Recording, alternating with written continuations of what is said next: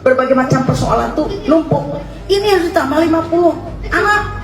Kumaha ngajarna.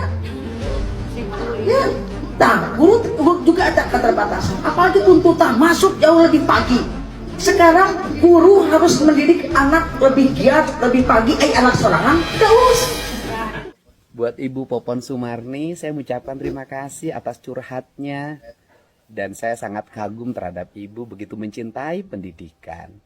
Dan setelah saya menganalisis wajah Ibu, ternyata seingat saya dan sepengetahuan saya, Ibu adalah seorang dosen, bukan seorang guru SMA.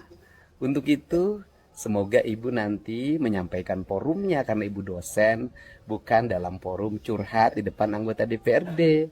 Tapi sebaiknya Ibu menyampaikan sebagai pengamat atau praktisi pendidikan yang bisa menyampaikan dalam bentuk narasi-narasi ilmiah yang disampaikan dalam forum ilmiah. Tidak dalam forum curhat seolah-olah Ibu menggambarkan diri sebagai seorang guru SMA, padahal Ibu adalah seorang dosen. Terima kasih Bu sudah mengingatkan saya. Mudah-mudahan pendidikan Jawa Barat ke depan jauh lebih baik. Assalamualaikum warahmatullahi wabarakatuh. Apa kabar teman-teman dimanapun kalian berada, dari Sabang sampai Merauke, dari Miangas sampai Pulau Rote, dan kembali di kanal King Cepi. Bagi kalian yang masih beranggapan bahwa KDM itu adalah sosok pemimpin yang anti kritik ya. Nah, di video ini sebenarnya harusnya sudah cukup menjelaskan, karena Kang Deddy Mulyadi itu bukan anti terhadap kritikan. Cuman kan yang terjadi selama ini, para pengkritik Kang Deddy itu adalah orang-orang yang sebetulnya tidak dalam kapasitasnya untuk mengkritik kebijakan itu. Salah satu contohnya ini, Nini Popon Sumarni, yang beliau menyuarakan tentang keluhan guru yang karena saat ini satu kelasnya dibebani 50 siswa. Efek program Kang Deddy Mulyadi ya, karena ya semakin ringannya gitu kan, semakin ringannya pembiayaan dan juga persyaratan untuk masuk sekolah-sekolah negeri. Walhasil gitu kan, masyarakat sekarang memiliki antusiasme yang cukup tinggi untuk mendaftarkan anak-anaknya ke sekolah-sekolah negeri. Dan ini menjadi pro kontra di beberapa bagian gitu. Yang pertama dari sekolah swasta, yang kedua ya dari sekolah negeri itu sendiri. Dalam hal ini adalah guru-gurunya merasa keberatan karena dibebani oleh 50 siswa. Padahal kan Kang Deddy Mulyadi juga sudah mencanangkan bahwa ke depannya gitu, dan sekarang juga sudah mulai diproses.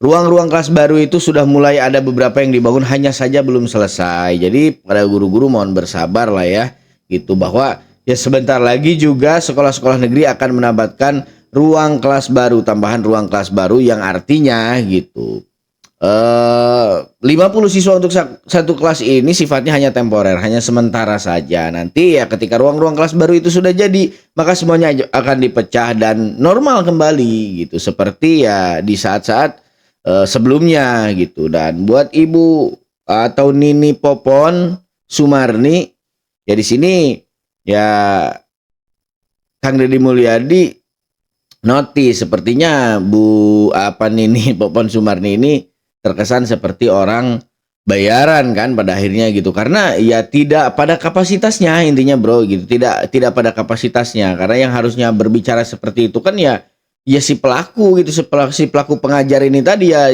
dalam hal ini guru SMA gitu, bukan Ibu Popon yang berprofesi sebagai dosen gitu. Jadi bisa dibilang salah narasumber lah gitu. Dan ini juga dari dalam acara forum curhat bersama DPRD gitu, yang dimana ya DPRD juga saat ini kan agak berseberangan gitu dengan kebijakan-kebijakan yang selama ini dipakai oleh Kang Deddy Mulyadi.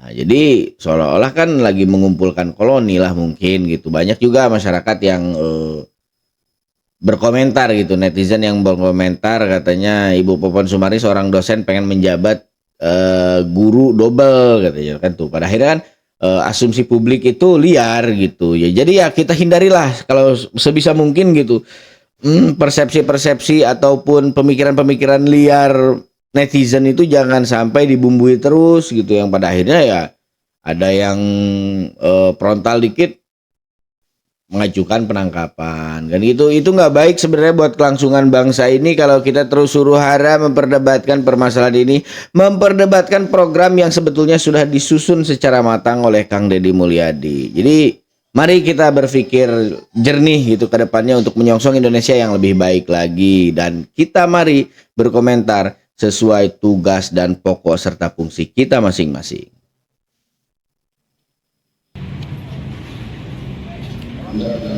Tindak pidana korupsi pengadaan karavan mobile milik laboratorium COVID-19 pada Dinas Kesehatan Kabupaten Bandung Barat tahun 2021. Bahwa pada tahun 2021 Dinas Kesehatan Kabupaten Bandung Barat menganggarkan belanja kegiatan pengadaan karavan mobile unit lab COVID-19 senilai 6 miliar 74 juta rupiah berdasarkan kontrak yang ditandatangani oleh saudara ES dengan saudara Cigi selaku Direktur PT MAS dengan nilai kontrak sebesar 4,4 miliar rupiah. Bahwa UPT Laboratorium dan penunjang medik Kabupaten Bandung Barat tidak pernah mengajukan permohonan pengadaan karavan mobile unit lab COVID-19 tersebut. Artinya pengadaan ini tidak didasarkan kepada kebutuhan. Diduga telah terjadi persekongkolan jahat antara saudara ES selaku pengguna anggaran, kemudian saudara RDS selaku BPK kedua, dan saudara CI selaku direktur dari PT Multi Atas Hati dalam pengadaan karavan mobile unit COVID-19 tersebut untuk memenangkan PT MAS sebagai penyedia jasa dalam kegiatan tersebut. Meskipun sebenarnya PT MAS tidak memenuhi syarat karena PT MAS ini adalah perusahaan konstruksi bangunan.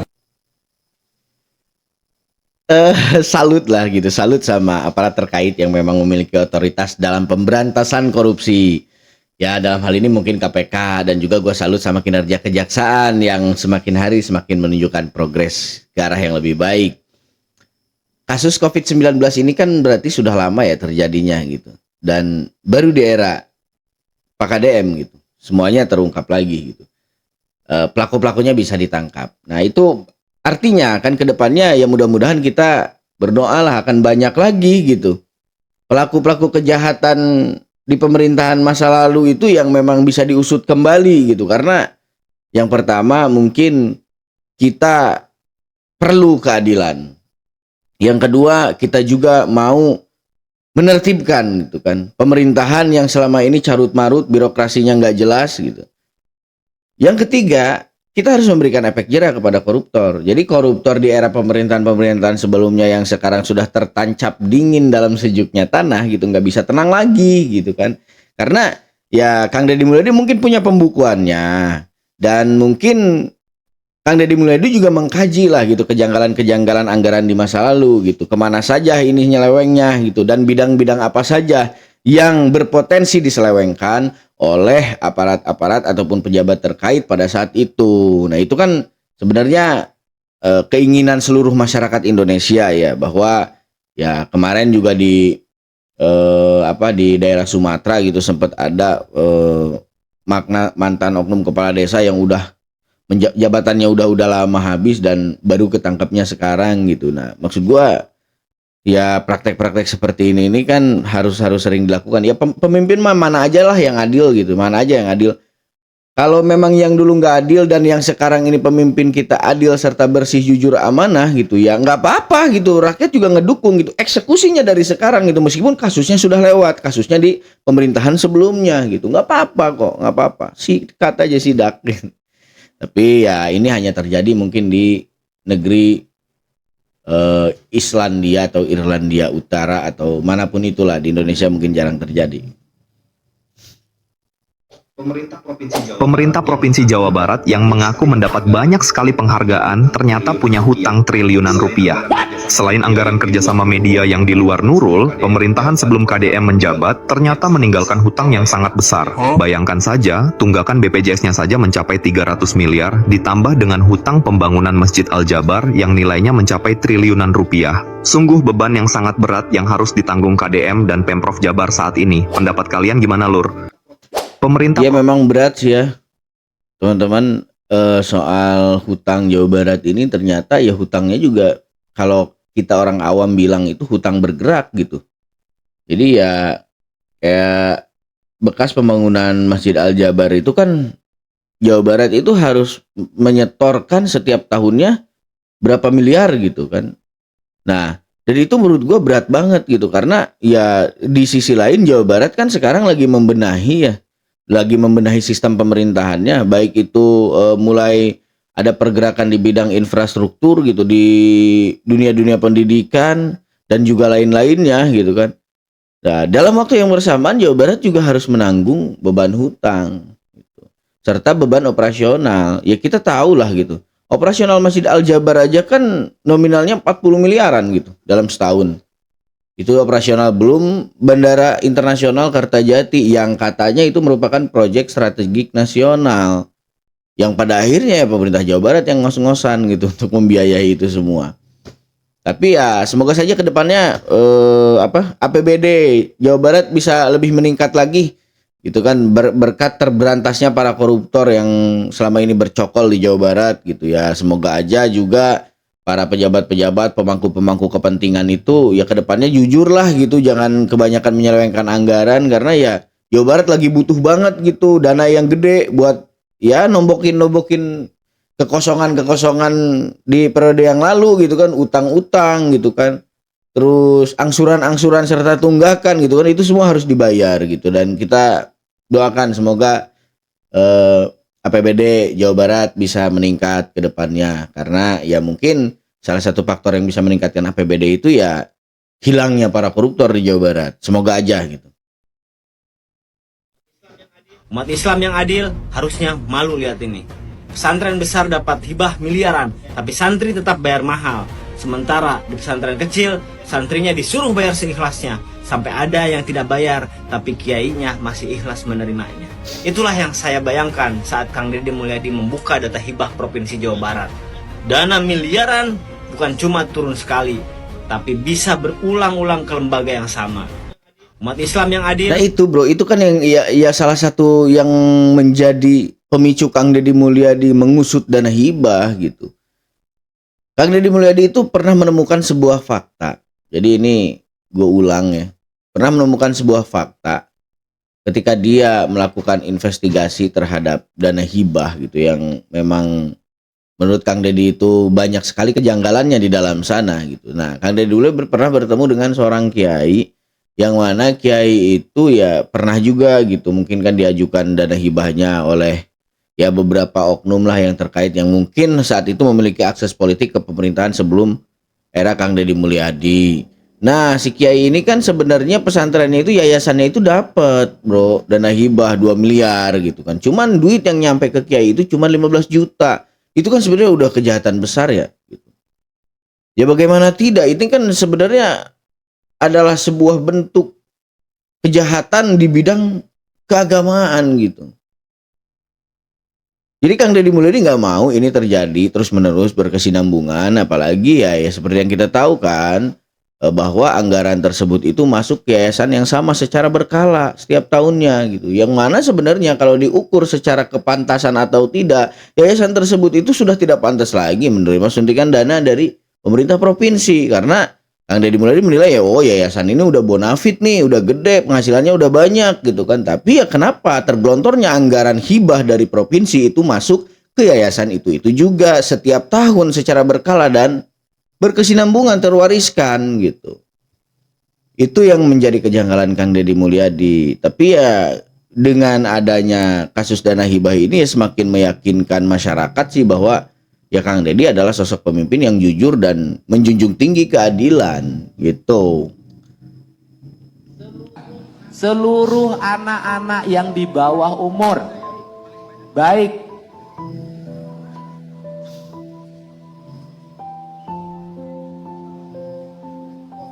yang sekolah maupun yang tidak sekolah, semuanya menjadi tanggung jawab saya untuk makan dalam shelter. Pak Sekda tolong dicatetin. Dan Kepala Dinas Pendidikan mencatatkan yang sekolah untuk tetap bersekolah, yang SD tetap sekolah SD, yang masuk SMP masuk SMP, yang masuk SMA nggak boleh putus sekolahnya. Dan semuanya menjadi tanggung jawab gubernur untuk pendidikannya dan makannya. Karena ini adalah kelalaian kami. Kelalaian negara tidak hadir memberikan tindakan yang nyata terhadap sebuah peristiwa yang akan dan pada akhirnya menimbulkan korban jiwa. Satu kata yang paling menyentuh buat gua di video ini adalah ketika Kang Deddy mengatakan ini kelalaian kami, kelalaian negara gitu. Hal yang pasti jarang banget kita semua dengar gitu dari sosok pejabat negara. Di mana ada seorang pejabat negara mengakui bahwa negara lalai. Selama ini negara ketika dikritisi oleh para aktivis, oleh masyarakat gitu, mereka pasti selalu mencari pembenaran. Dan di sini tanpa diminta, Kang Deddy Mulyadi mengatakan bahwa ini salah negara. Padahal yang salah itu pihak sekolahnya karena melaksanakan study tour. Itu sih yang bikin gue terkesan gitu kepada Kang Deddy Mulyadi. Karena tidak banyak pejabat negara yang mau mengakui bahwa negara juga memiliki kesalahan. Negara tidak akan selamanya benar. Maka akan terjadi hubungan emosional antara kepemimpin negara, tokoh nasional dengan masyarakat gitu. Kalau memang seorang pemimpin itu mau mengakui kesalahannya, mau mengakui secara sportif kelalaiannya, maka kita juga masyarakat akan tersentuh tentunya dong. Dan kita juga akan mulai berbalik pikir bahwa oh, kita juga sebagai masyarakat nggak sepenuhnya benar. Gitu. Dari apa yang menjadi prasangka, dari apa yang menjadi ucapan dan juga narasi kita, itu nggak semuanya benar. Jadi kalau dari antara pemimpin dan juga rakyatnya itu sama-sama saling mengintrospeksi diri soal kesalahannya, maka negeri yang baldatun thayyibatun warabun ghafur itu bisa saja secepatnya terjadi. Nah, ini kan harapan kita semua tentunya ya. Harapan semua orang Indonesia dimanapun kalian berada. Itu. Jadi ya kedepannya mari kita doakan yang baik-baik untuk para pemimpin-pemimpin kita gitu kan. Dan semoga Tuhan selalu mengaruniai pemimpin-pemimpin di Indonesia itu yang jujur, adil, bijaksana, dan cinta kepada masyarakatnya.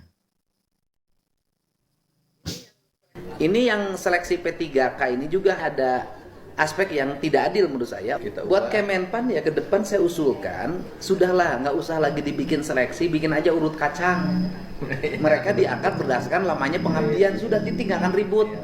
Mas saya lagi dibully Pak hari ini. Kenapa? Urusan tenaga non ASN, hubungannya kan berat kan. Nah, memang sedang menata, tapi pada intinya pemerintah provinsi sesuai dengan arahan Kemendagri itu Pak, kita menjamin tidak akan ada pemutusan. Oh, yang tidak lulus P3K? Yang tidak lulus P3K itu, mereka ditampung menjadi PPK paruh waktu Pak. Jadi mereka tuh diberi jaminan, waduh tetap aja. Mungkin kalau Bapak Imcal pasti lebih tenang mereka. Jadi artinya mereka itu tetap aman dengan penghasilan yang didapat sekarang. Itu minimal seperti itu Pak. Nanti ke depannya kan kalau mau jadi ASN atau PPK itu kan ada tes Pak. Tapi minimal mereka yang tidak terima ya sekarang kami itu sedang berproses. Ya nanti yang penting kan yang non ASN yang tidak lulus P3K udah tenang saja kok tidak akan diputus. Betul, ya itu kan? menjadi P3K paruh waktu. P3K paruh waktu. Tetapi juga ada usulan Pak, Bapak kan di Kementerian Sekretaris Negara. Iya. Dan kemudian bisa dikoordinasikan dengan Kementerian Menpan ya. Ini yang seleksi P3K ini juga harusnya disesuaikan dengan kualifikasi pekerjaan yang ditekuni. Misalnya kalau tukang sapu itu nggak usah lagi seleksinya begini-begini Pak. Wah itu keringetan Pak. Ya saya baca gitu kan keluhan mereka. Jadi mereka tuh minta prioritasnya bukan tesnya, tapi prioritas itu adalah lama waktu mereka rada ke hati sih Pak. Kan Anjela kan tuh selami. Iya. Udah ada yang 20 tahun, 15 tahun kan. Jadi mereka agak kecewa kenapa kami kok masih ikut tes. Ya, cuman kan itu saya udah rumah itu ya sistem, nah, mungkin nanti ya kita buat Kemenpan ya ke depan saya usulkan, sudahlah nggak usah lagi dibikin seleksi, bikin aja urut kacang. Iya sih benar juga gitu. Ada benernya juga. Karena apa? Karena ya 20 tahun pengabdian itu bukan waktu yang sebentar gitu untuk seseorang mengabdikan diri kepada negaranya. Kenapa dia harus tetap ikut seleksi gitu? Nah itu.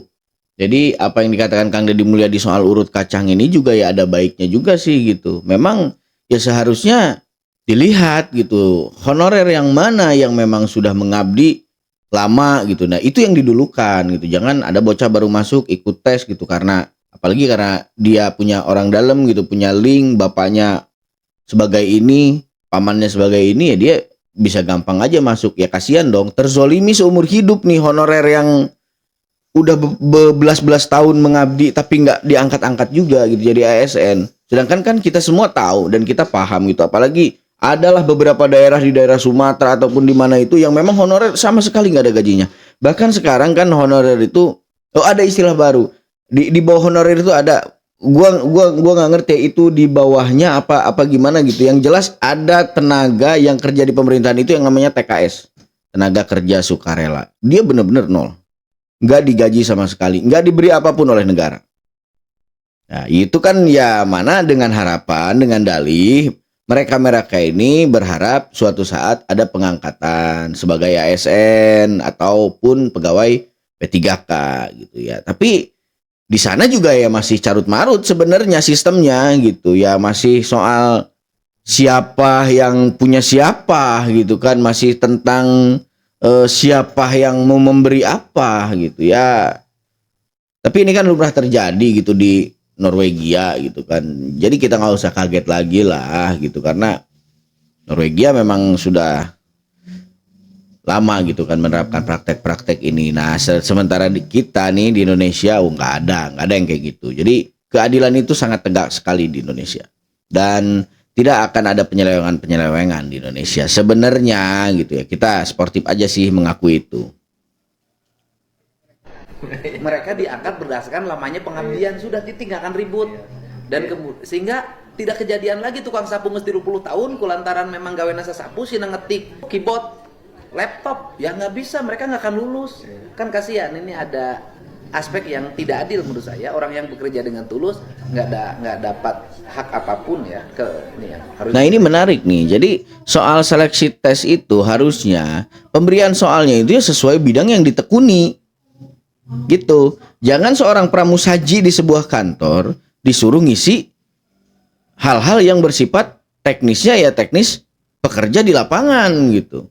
Teknis administrasi ya nggak bakal lolos. Dia cuma pramusaji, tahu dia bebersih, bikinin kopi buat para pegawai ASN lainnya gitu. Memang iya sih, memang harus ada pengelompokan seperti itu agar supaya seleksinya itu fair gitu. Jadi si pramusaji harus ngelawan orang-orang yang sehari-harinya memang kerjaannya itu gitu. Jadi memang harus ada pengelompokan gitu sesuai bidang yang ditekuni oleh si honorer ini tadi. Ya benar banget, ini sangat membantu sekali pastinya nih buat para calon-calon ASN. Jadi mungkin itu Pak, jadi punten itu beban Bapak ke depan, tapi yang pasti sekarang mereka menjadi P3K paruh waktu dulu. Ya. Nanti secara bertahap kita ya Pak, Ya. Bapak ya Pemprov lah. Tadi betul Pak urutannya, jadi tesnya itu bukan tes tapi seleksinya berdasarkan urut kacang. Urut kacang. Iya betul Pak. Karena Jadi, apalagi terutama guru Pak. Sehingga zaman dulu tamal sulam bahasa dulu mah.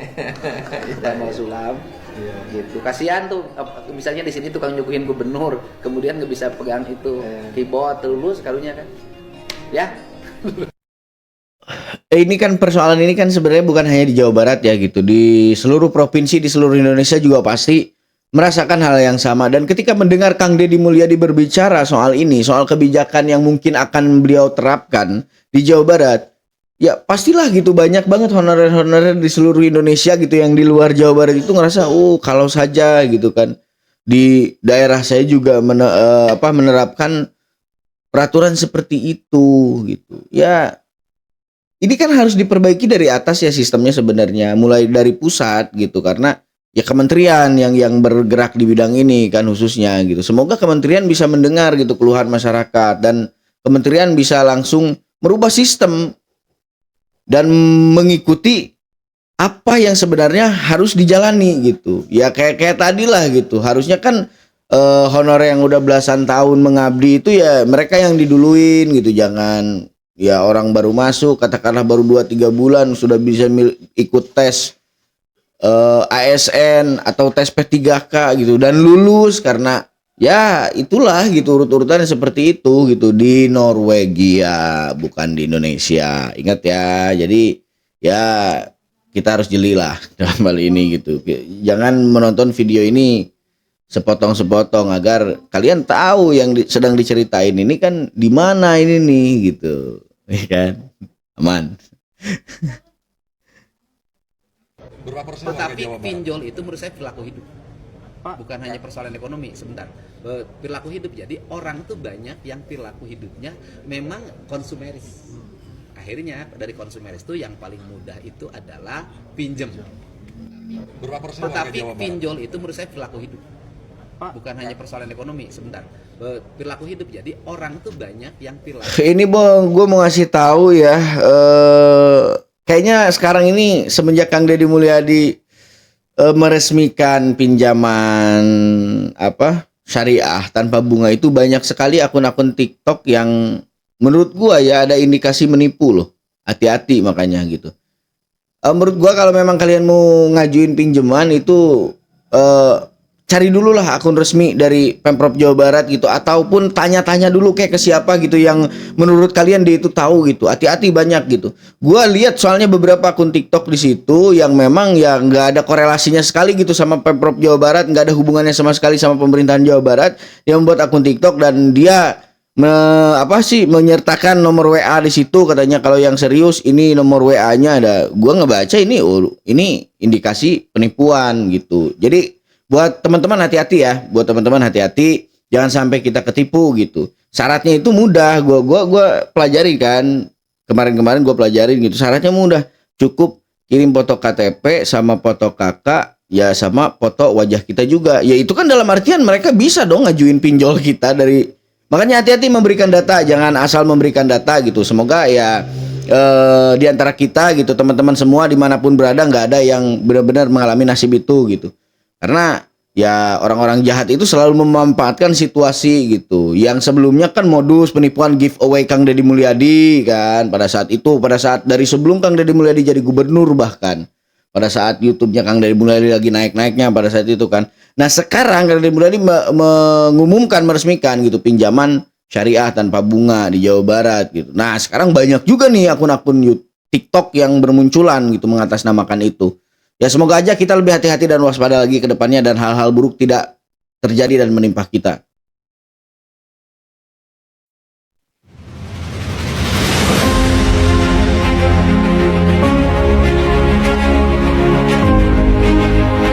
Kabar menggembirakan datang dari Jawa Barat.